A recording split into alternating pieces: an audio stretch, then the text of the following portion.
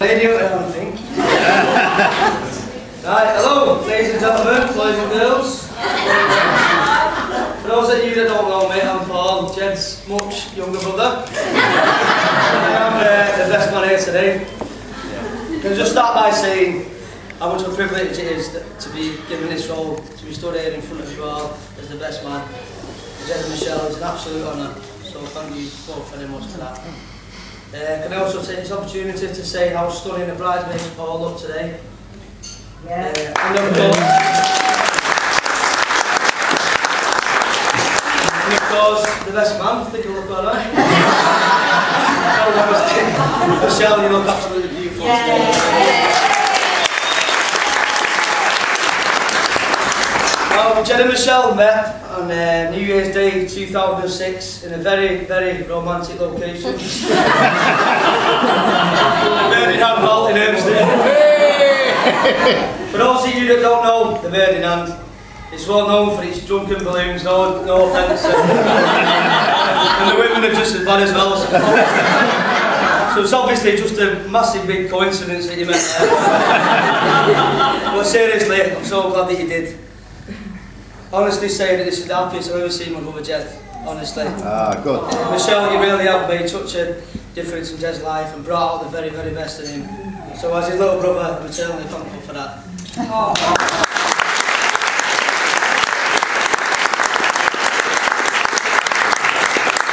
Michelle, for whatever your reasons for marrying Jed, thanks very much for taking him on.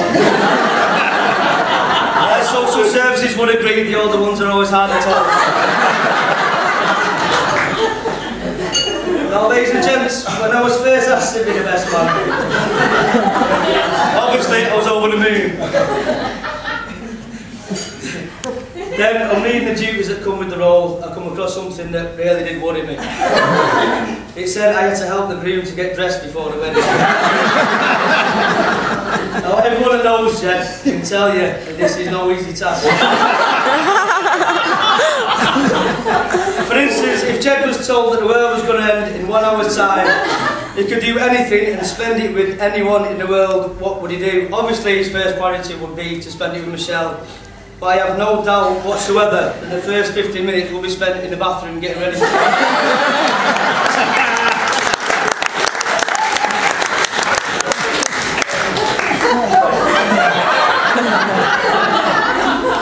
Which brings me to a poem that I wrote for today.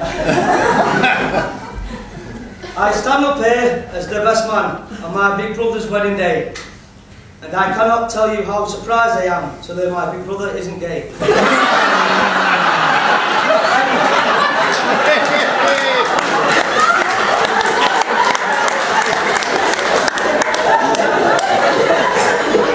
Now we can wear Doc Martin boots and sing out loudly to Take That, because today he took an oath of trust and confirmed for the team he bats.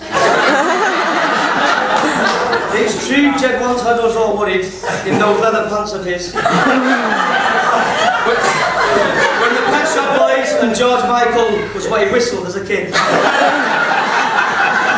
But now he sits here proud before you all, his beautiful bride Michelle, surrounded by their friends and family, and others they had to invite as well.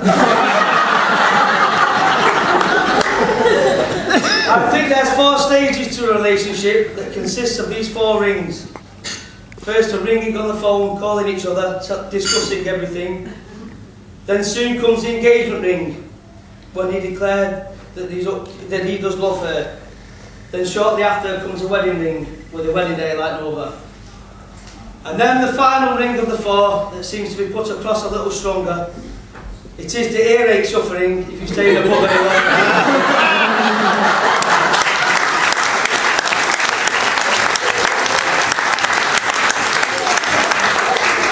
So ladies and gents, that poem tells you a little bit more about Jed. I'm going to answer this by share a few memories with you all. Won't be a little trouble if you want to do. I have to say, I was surprised that Jed wasn't charging people to be here today. As I remember when we were kids, Jed stole everyone's reading books in the house, put them all in his cupboard, in his bedroom, and if anyone wanted to read any of the books, our own books, he used to charge us like his own little library.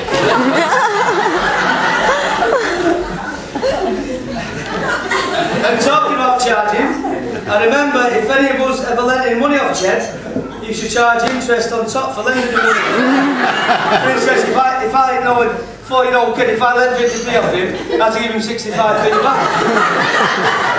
So drink up, ladies and gents, it's payback time.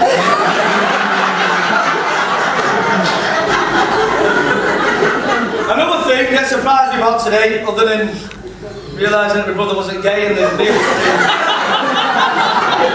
was that Ged wasn't conducting the ceremony himself. Because at the age of 9, when all of Ged's friends wanted to be footballers, stuntmen and that sort of thing, Ged wanted to be a priest. So much so that he got a Bible for Christmas that year. And to be honest, ladies and gents, I thought all his religious beliefs had faded until this morning. What were all the prayers you were saying on the way down?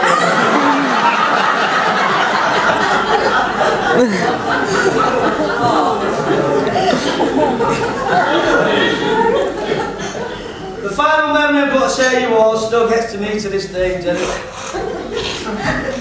When I was about 5 years old, I was well into the cartoon Super Ted. And also you aren't familiar with Super Ted. He was a teddy bear character, a big bear, that turned into Super Ted when he whispered some magic words. Now you could never see him whispering these words, and Ged, being a lot older than me, and wiser, clocked onto this and used to tell me that he knew the magic words. So obviously I was like putting in his hands. He used to tell me if I acted like his personal slave, get him this, get him that, do this and do that, he'd reveal these words to me. Now this went on for a while. Until the day came and he told me the magic words. Ladies and gents, I was so excited. I ran out into the back garden in my underwear like Superman. I couldn't breathe, I was that excited. This was it. I stood still, closed my eyes, opened them, and I opened them again. I would just be like Super Ted. I would whisper the words, open my eyes, and nothing. Absolutely nothing, ladies and gents. So I'd say thanks for that, Ged.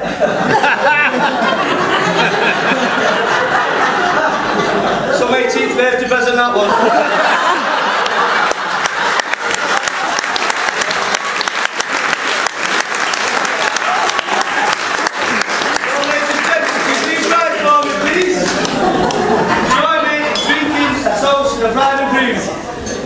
Please help me by repeating these following words. Enfronte de vino. Le Pola Hanayo.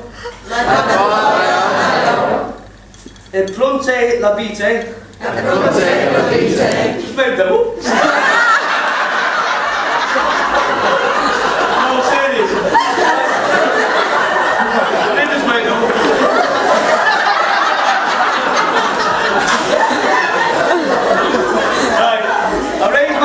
Ged and Michelle, with a smile on my heart, wishing you both health and happiness in your new life together as Mr. and Mrs. O'Neill.